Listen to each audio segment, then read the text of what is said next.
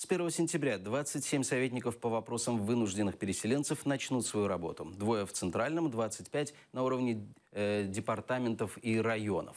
По словам начальника управления организации социальной защиты пострадавших в результате чрезвычайных ситуаций Сергея Марущенко, аннексированные территории вынуждены были покинуть 1,5 миллиона человек. Советники должны обеспечить переселенцев информацией и помочь найти пути решения их проблем. Насправді проект має такий небачений ажіотаж. Слухавки гарячої лінії або особисті номери телефонів, вони постійно розривалися протягом цих кількох тижнів. Ми отримали більше ніж 120 резюме з усіх куточків України. Тобто в нас був доволі великий конкурс на цих 27 місць радників. Зараз ми вже маємо всіх обраних, тобто, звичайно, що в деяких регіонах ажіотаж був трошечки більшим, а в деяких регіонах, звісно, він був трошечки меншим, але ми намагалися бути дуже об'єктивними.